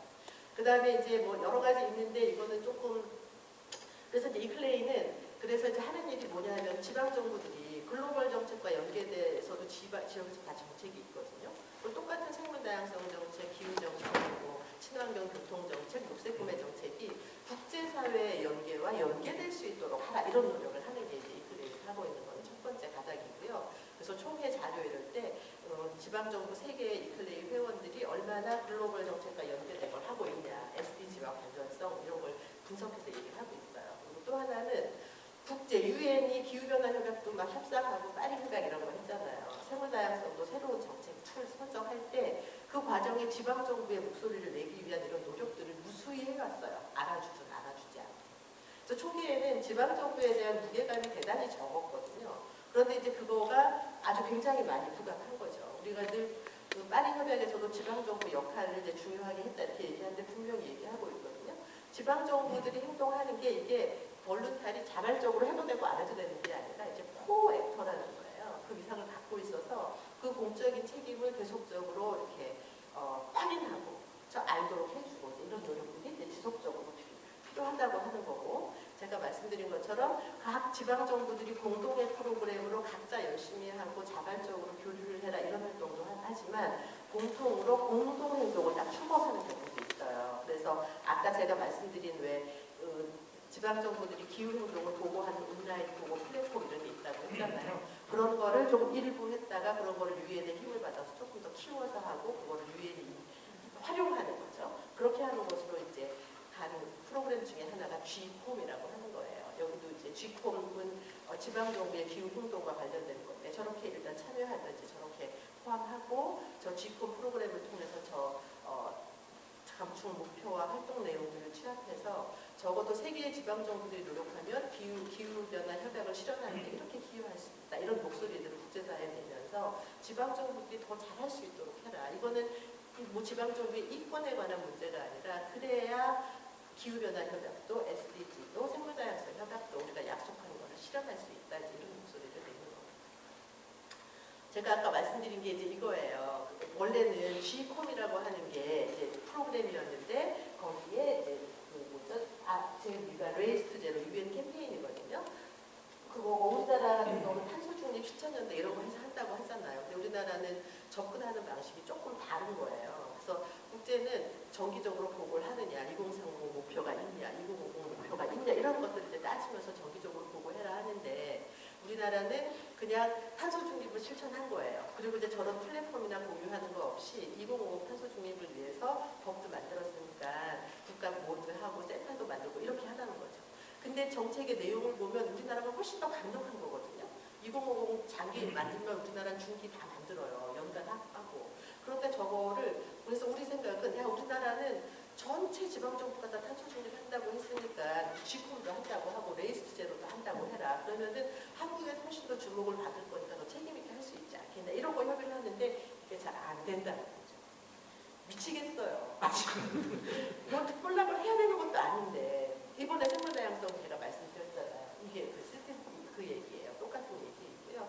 그래서 이 새로운 글로벌 생물다양성 정책을 결정하는 과정 중에도 소위 에든버러 프로세스 이래서 소위 글로벌 하는데 지방정부들의 목소리를 내라는 웨비나를 하라 이런 프로그램을 많이 했거든요.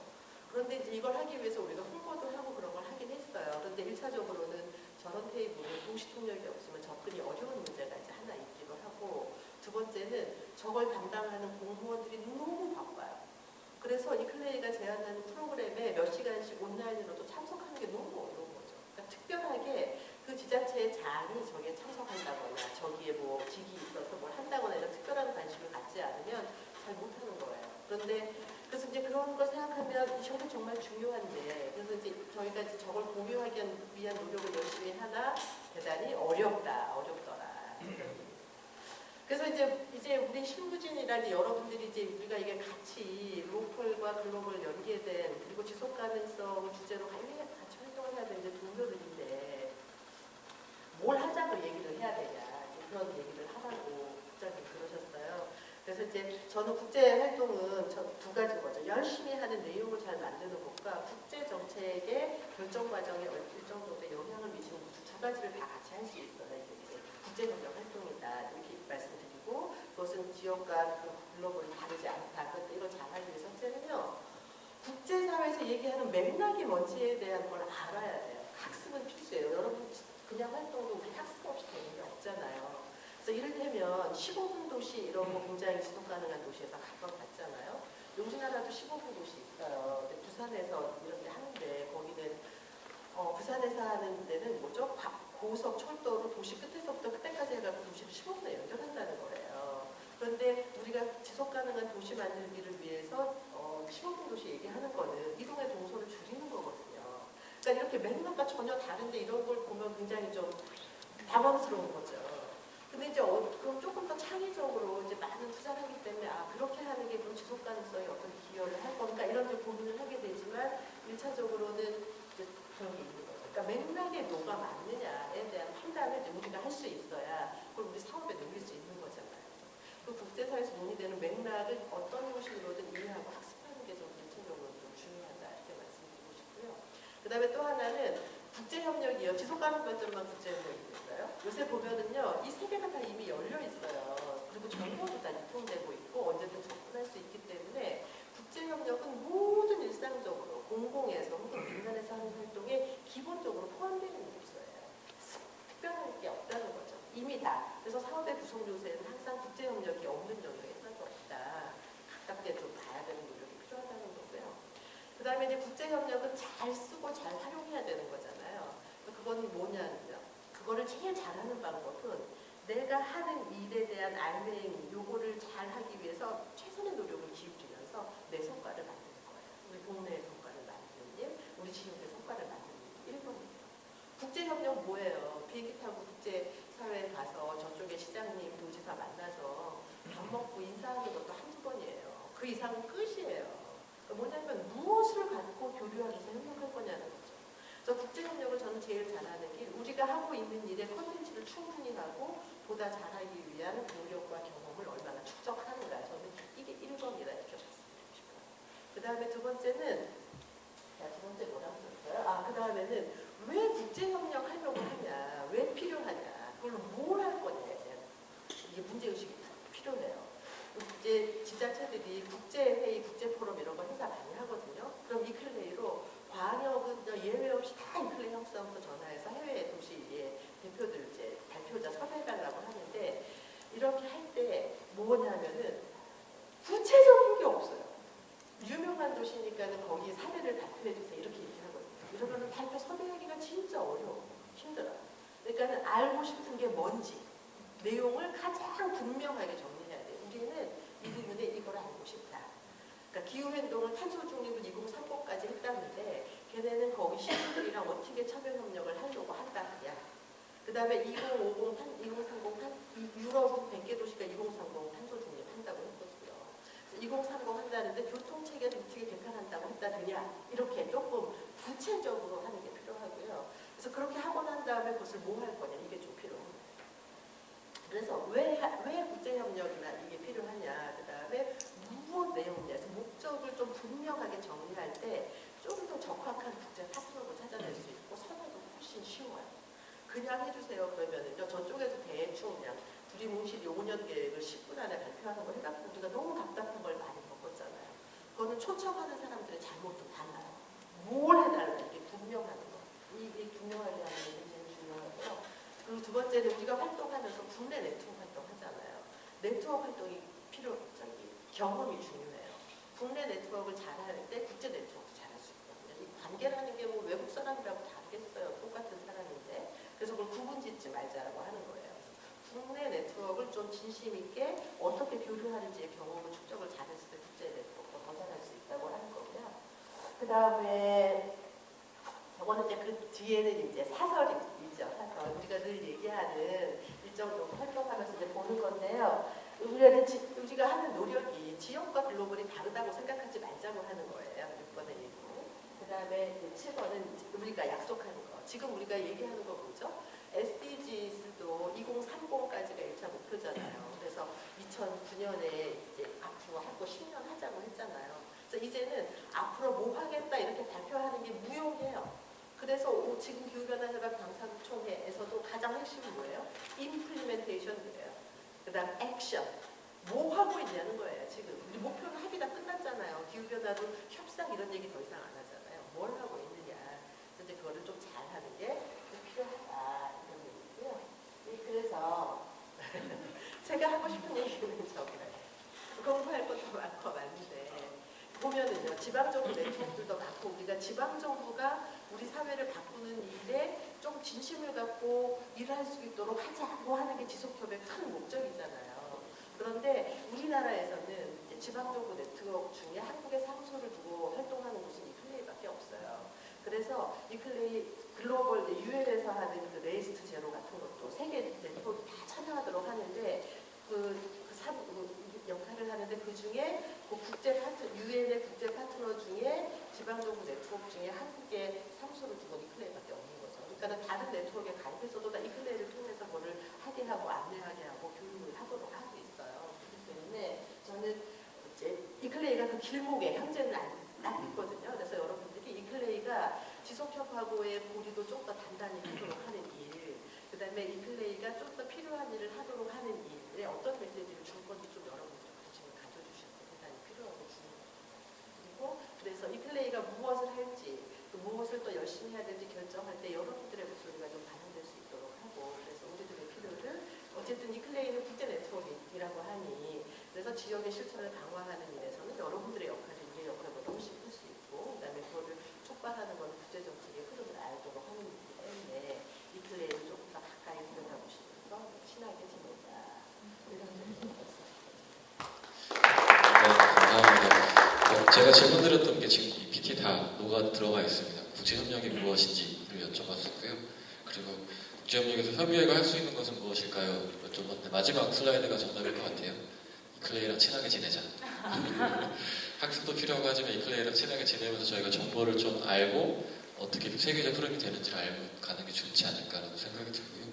그리고 국제협력 하기 위한 고민해야 될 요소도 아까 PT로 말씀해 주셨던 내용이 다 들어가는 거라서 저희가 이클레이와 친하게 지내고 해야 되지 않을까. 그러니까 저희 코로나 전에는 국제 교류나 이런 것들을 굉장히 많이 했었습니다. 각 지역에서도 해외 총회나 이런 것들을 많이 나가셨고 1년에 한 차례는 전국협의회가 그 내용을 꾸려서 이클레이와 같이 나가기도 했었는데요. 이게 코로나 이후는 잘 안 됐어요. 어제 박 소장님도 토론 때 말씀하셨지만 이제 그걸 다시 이제 활성화시켜야 되는 시기가 도래한 것 같습니다. 내년도에는 많은 지역들이 이클레이와 함께 교류하면서 지금 저희가 놓치고 있는 생물다양성청이 올해 12월 달에 캐나다에서 열리는데 저희가 아무도 못 가거든요. 그런 것들 흐름을 좀 미리 알아서 사업계획에 반영해서 나가서 좀 보고 경로를 높일 수 있는 기회가 되면 어떨까 생각을 합니다. 혹시 국제교류 관련 국제교류 협력들 많이 하셨잖아요. 국내에서 국제 컨퍼런스도 광주에서 많이 여시기도 하고 전주에서는 재작년에 자전거 출퇴근 챌린지 국제 컨퍼런스를 하셨고 이렇게 하셨었는데 혹시 또 이렇게 공유해 주시거나 얘기해 주실 것도 있으실까요? 영어를 못하는 사람은 어떻게 해야 되나요? 영어는 통 번역을 활용하시라. 요새요 구글 번역기 팝하고가 얼마나 영어가 하는지 몰라요. 저희가 우리 무슨 뭐 연구 과제 같은 거 하는 팀에 그래서 이 자료랑 좀 보고서 정리를 하세요. 그랬더니 금방 해갖고 온 거예요. 그래서 어떻게 금방 했더니 번역기 돌렸다는 거예요. 나중에 편집을 할 건데 그 틀을 봐야 되니까 일단 돌려서 안 쳤다고 했는데 굉장히 잘해요. 그래서 그리고 뭐죠? 이렇게 대화하는 것도 하는 거 있죠. 구글 번역 성능이 엄청 좀 똑똑해졌대요. 그래서 기본은 그걸 보고 저는 근데 이제 한 가지 늘 소망은 뭐냐 하면 아까 SDG 원문 전체 돈을 읽어봐라 이렇게 하셨잖아요. 근데 그 국제협약 문서들이 심플해요. 전 세계가 다 봐야 되기 때문에 복잡하지 않거든요. 그래서 저는 늘 이제 제안했는데 늘 까였어요. 이게 뭐냐 하면 원문 같이 읽는 스터디 모임 같은 거 하자. 똥 따는 거 저는 제가 여러 차례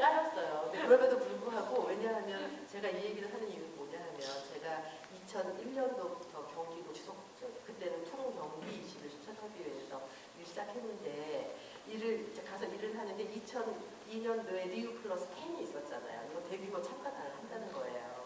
근데 사람들이 그 콘텐츠를 잘 모르는 거죠. 그래서 그때 뭘 했냐 하면은 그때 운영위원회 중에 심사위 3처장들이 많이 들어와 있었거든요. 그래서 원문 읽기를 하자 그랬어요. 그래서 그 리우 플러스 10의 이제 초반 문서들이 나오는 것들을 읽기 시작했는데 아침에 일주일에 한 번씩 출근하기 전에 7시 반에서 8시 사이에 모여갖고 한 9시 반까지를 읽었어요. 누가 읽냐면 그냥 돌아가면서 정하는 거예요. 페이지를 쭉 정해갖고 읽는 거죠. 근데 그걸 읽었던 사람들이 리우 플러스 10에 갔었고 그 이후에도 계속 그걸 열심히 했고 그때 공부한 게 자산이 됐다 이렇게 얘기하거든요. 그래서 저는 SDG 같은 건 우리가 다 매일매일 보는 거잖아요. 그러니까 SDG 영문 같이 읽기 이런 거 해서 지금은 다 모여서 우리가 그것도 하고 놀면 좋지만 놀 수 없으면 온라인 줌으로라도 해서 내가 한 사람씩 읽어서 그걸 번역해 주는 거죠. 내가 세 줄 하면 역사라는 이렇게 쭉 돌아가면서 해서 우리가 같이 읽게 되는 거여서 저는 그렇게 읽는 게 학습 효과가 좀 크다. 그래서 저는 위원들까지 확대하면 좋지만 실무진들은 학습 차원에서라도 좀 그런 거 있죠.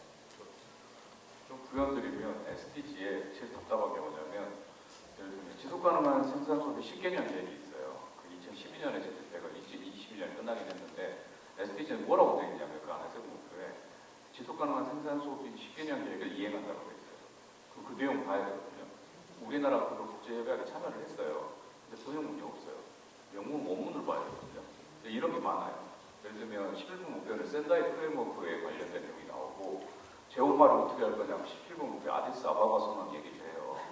이게 가까운 게 뭐냐면 원문을 찾기도 힘들고 내용을 못 봐요. 그러니까 우리나라 사람들이 사실 이게 우리도 사실 SDG를 얘기할 때 유엔 거니까 유엔이 뭐 있으니까 이게 아니잖아요. 사실은 우리가 쓸 수 있는 걸 그 안에 찾아내는 거잖아요. 그런 차원에서 국가가 협약을 했으면 그걸 우리는 이행하는 걸 지켜보면서 지역이 어떻게 실천할 수 있을까를 봐야 되는데 그걸 볼 수가 없는 거죠. 구글 번역기를 본다 하더라고요. 그래서 좀 더 부연드리면 SDG는 번역문이 있으니 그 안에 있는 세부 협약문에 관한 그래야지 실천 활동이 좀 더 풍성하게 되지 않을까 생각이 들어서 그런 부분도 같이 하시면 좋지 않을까요? 맞아요. 그렇게 하면 이제 그 전문가 중에 전문가 되는 거죠.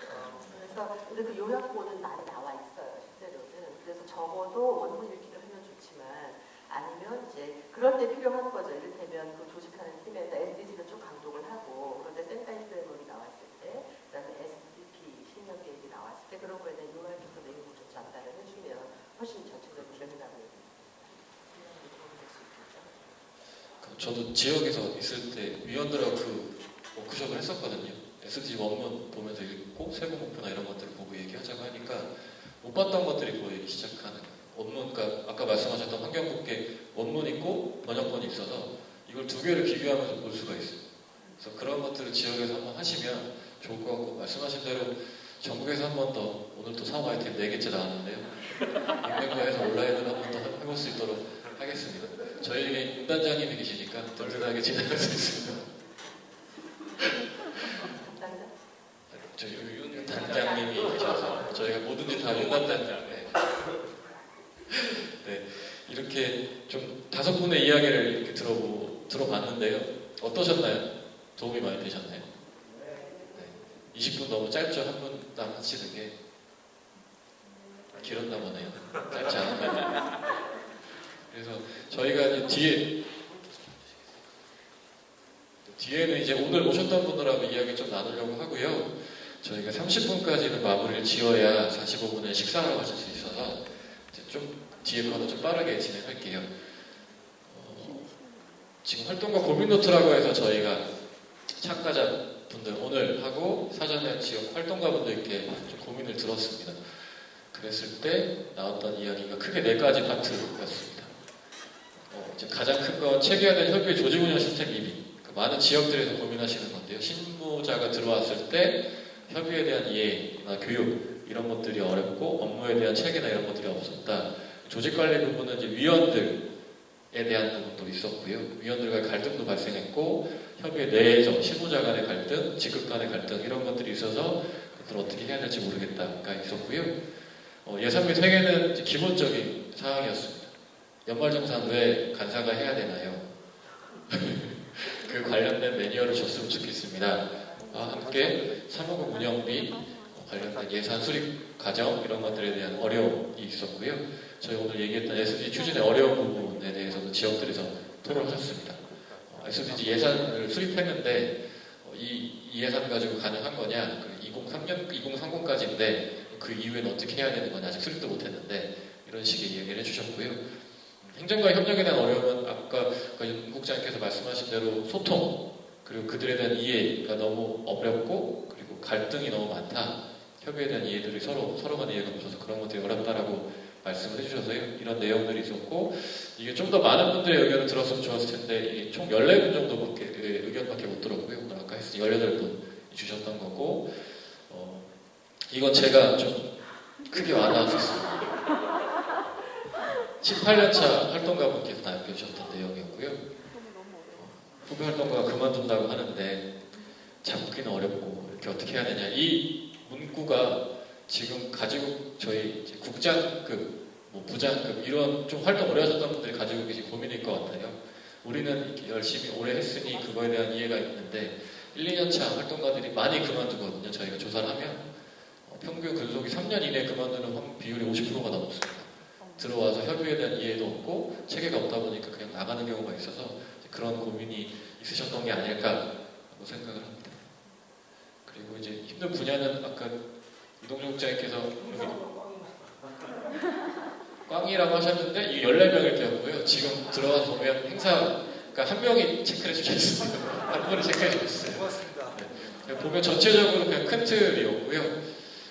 이제 조직 관리가 어렵다고 다들 느끼고 계셨어요. 위원과의 관계, 이제 위원님들이 이제 잘 되고 있는 것들은 활동가들을 존중해 주시지만 안 하고 있는 것들도 많고요. 위원 간의 갈등을 또 사무국이 풀어야 되는데 이 문제를 다 사무국으로 전가하시는 부분들도 있어서 그런 것들에 대한 의견을 주셔서 좀 저희가 이번 참고해서 추후에라도 계속 이런 고민들을 좀 나눌 수 있는 자리를 만들어야 되지 않을까 생각을 했고요. 오늘 하시면서 느끼셨던 점일 것 같아요. 그냥 나 혼자 가지고 있으면 그냥 고민하다 끝나고 그냥 포기하게 되는데 이렇게 함께 나눠주시면 서로 힘을 받을 수 있는 것 같습니다. 그래서 제가 이제 이것까지는 저희 설명을 했던 거 내용이고요. 혹시 플로어에서 들으시면서 이거 꼭 물어보고 가야겠다. 추후에도 물어볼 수 있는 기회가 있다고 생각하지 마십시오. 저희가 하겠다고 말씀드렸지만 못할 수 있는 확률도 높습니다. 그래서 오늘 궁금하셨던 내용들 바로 물어보시는 게 제일 좋을 것 같아요. 현장감 있게 듣고 하는 게 더 좋으니까요. 궁금하신 사항들 있으시면 말씀해 주세요. 라고 하면 아무도 안 하시더라고요. 그래서 저랑 지금 방금 근무하셨던 이성준 부장님. 방금 어떤 게 문제냐면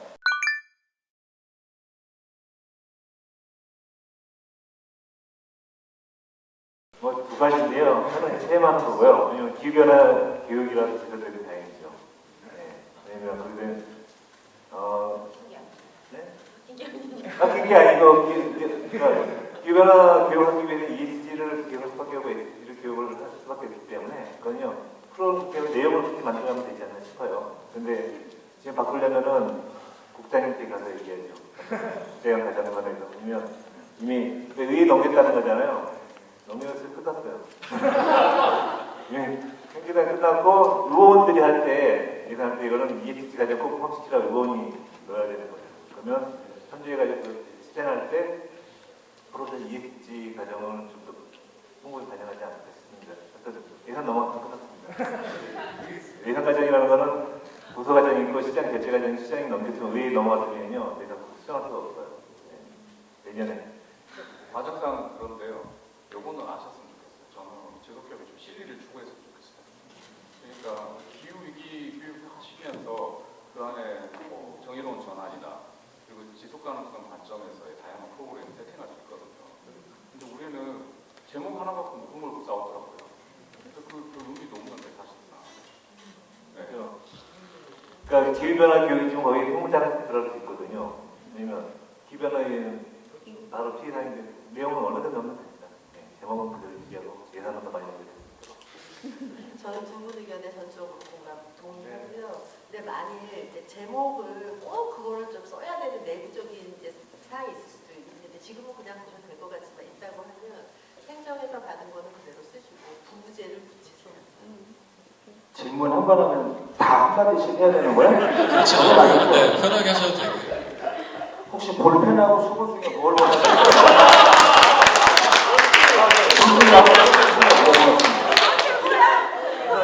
제가 아직 나눠드린 게 좀 남았으니까 질문 빨리 하세요. 네, 민지 씨. 마이크 좀 주시고. 그러니까 저 말씀하시기 잠깐 드리면 아까 강 국장님께서 말씀하셨던 거랑 똑같을 것 같아요. 생태하천 할 때 돌멩이 하나 놓냐 마냐. 그러니까 중요한 게 아니라 목적을 저희가 잃지 않으면 가는 게 좋지 않겠냐 생각이 듭니다. 민지 씨 얘기해 주시죠. 네, 저는 그 지속해서 이제 1년 8개월 정도 활동을 하고 있는 활동가인데요.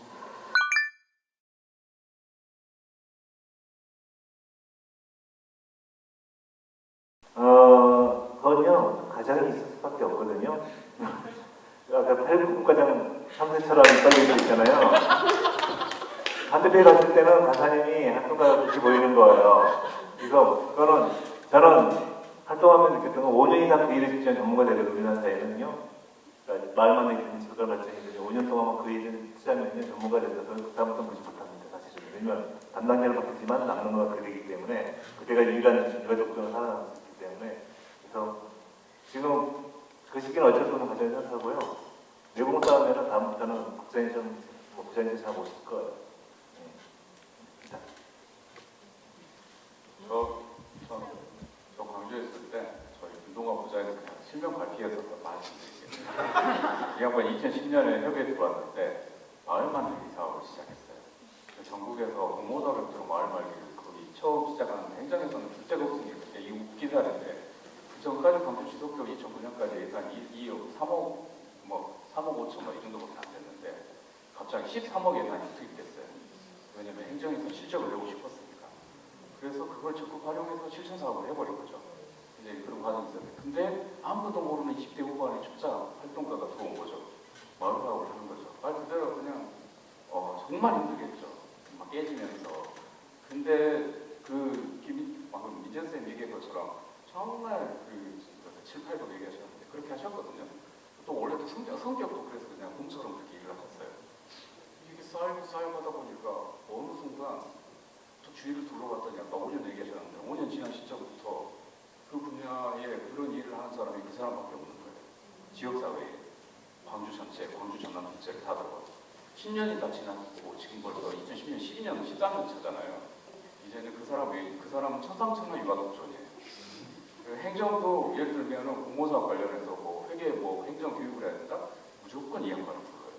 심지어 전남까지 소녀공연 다녔어요. 그거 보면서 그 과정이 필요하구나 이 생각이 들더라고요. 물론 그 양반은 정말 힘들었죠. 과정이. 자기 성향도 안 맞고 힘들었을 건데 근데 자기 성향에 맞춰서 그렇게 꾸준히 하시다 보니까 되더라고요. 최강 보스가. 근데 이제 우리 지속가능 발전 활동가의 지속가능 사회를 만들기 위해서 우리가 역할을 할 때 각자 할 일이 있거든요. 그러니까 우리 위원들은 와서 그 정해진 의제에 대해서 솔루션을 내놓는 게 이분의 역할이고 이분의 목표고 역할이에요. 저는 이제 실무자인 저의 역할은 뭐냐면 이 사람을 지속가능 발전에 기여하게 만드는 게 저의 가장 큰 목적이에요. 네, 그래서 근데 이제 어느 시점이 되면 이 사람들이 다 역할을 잘하게 하기 위해서 나도 발언을 해야 될 시점이 와요. 근데 그 전에는 굳이 이 사람들이 다 발언을 잘하고 있는데 내가 그 역할을 할 필요가 없게 만드는 게 가장 비슷해요. 내가 말을 안 해도 되는 회의를 만드는 게 최고의 활동가라고 보시면 돼요. 네. 혹시 최근 한 달간 종이로 된 책을 본 적 있으세요? 있으세요? 의사 선생님. 감사합니다. 책 2권 드리겠습니다. 저는 무슨 말씀을 하실 줄 알고 했는데 갑자기 책을 이렇게 꺼내서 주셔서 읽어본 사람이 있기 때문에. 네, 알겠습니다. 우리 먹는 거 좋아하는데. 먹는 거요? 자, 마이크 좀 주세요. 저는 이제 하나 공유하고 싶은 건 뭐냐면 제가 지금 이제 이클레이 한국사무소장으로 일한 지 10년 됐잖아요. 이클레이 한국사무소장으로 오기 전에 센터를 포함해서 지방의제에서 이제 10년을 좀 넘게 일했거든요. 근데 제가 지금 여러분들한테 소개하고 이러는 것들이 제가 경기지속협에 조인하기 전에는 하나도 몰랐던 것들이에요. 무슨 얘기인지 아시겠죠? 지속협을 저는 활동을 하면서 이제 이 지속협이 좋은 게 뭐냐면 내가 아는 거를 잘하는 데가 아니에요. 내가 알던 사람들하고 뭘 하는 곳이 아니거든요. 그러니까 내가 몰랐지만 굉장히 경력이 많은 사람들이 많이 모이는 데가 거기인데요. 그리고 거기서 얘기하는 것들, 해야 되는 일들 중에서 늘 새로운 거를 배울 수 있는 데가 거기거든요. 그 다음에 이클레이도 마찬가지예요. 이클레이도 우리나라에 많은 사람이 없었잖아요. 일을 하기 시작하면서 그래서 저는 지속협의 활동을 하면서 이클레이를 배웠어요. 왜냐하면 이클레이가 1992년 아젠다 21에 왜 지방의제 하라고 했잖아요. 그 지방의제를 해야 된다고 제안한 조직이 이클레이예요. 그렇기 때문에 저는 지속협 활동을 하면서 이클레이를 배웠어요. 이클레이랑 국제문을 배우고 나서 그리고 이클레이에 와서 또 다른 거를 배운 거죠. 저는 지속협이 내가 하고 싶은 꿈, 그러니까 내가 하고 싶은 일, 의미 있는 일, 그리고 또 지속 가능성에 기여하는 일을 하기 위해서 내 역량도 축적하고 그리고 나도 일을 할 수 있는 저 대단히 좋은 일터라고 생각해요. 그리고 돌아보면 다른 영역에 종사하지 않고 지속 가능성을 높이려면 무엇을 어떻게 해야 되지? 이런 일을 매일매일 고민하는 일터에서 일한다고 하는 게 여러분들 축복받으셨어요. 저는 그게 축복이었다고 생각하고 감사하게 생각하거든요. 그래서 저는 여러분들이 잡은 이 기회를 좀 잘 누리고, 그렇죠? 다른 데서 어디 글로벌과 지역을 일상적으로 얘기하면서 일하겠어요. 그리고 우리에게 늘 요구하는 요구에 좀 버거울 때도 많이 있지만 늘 새로운 걸 뭘 하냐고 우리한테 묻잖아요. 그렇죠? 너 이거 해라고 하는 것이 아니잖아요. 저는 이거를 좀 열심히 누리면서 나에 대한 자부심도 키우고 그리고 자부심이 커지는 가운데 또 많은 게 너무 새로운 게 공부할 게 많지 않나요? 그걸 공부하면서 영역을 넓히면서 일할 수 있다는 거에 대한 자부심을 갖고 조금 더 즐겁게 하시면 좋겠어요. 웬만한 건 위원들이랑 공무원 안 해도 돼요. 네, 저희가 시간이 다 돼서 질문을 더 받고 싶지만 받지 못할 것 같고요. 좀 이제 노하우들을 전달하는 자리였다고 생각했는데 이제 제가 끝난 날 보니까 약간 활동가들이 은혜받는 자리를 만들어야겠구나. 지금 민재쌤 얘기한 대로 저희가 노하우도 전달하지만 왜 여기서 일하고 있는지, 일하는 거에 대한 값어치가 있고 당신은 잘하고 있고 소중한 존재라는 것들을 계속 말씀을 드려야 신입 활동가들이 좀 그 부담을 덜 지지 않을까, 그리고 더 일할 수 있는 동력이 생기지 않을까. 다섯 번째 싸움인가요? 그렇게 저희는 지속가는 관점 부흥회를 열어서 저희가 이제 말씀하시는 분들 모시고 이렇게 하도록 하겠습니다. 오늘 2시간 동안 좀 많은 이야기를 담으려고 하다 보니까 시간이 많이 촉박했고요. 말씀드렸던 대로 5개 사업을 추후에 진행할 수 있도록, 내년도에 진행할 수 있도록 저희가 준비하겠습니다. 고생하셨고 큰 박수 부탁드리고요. 다음에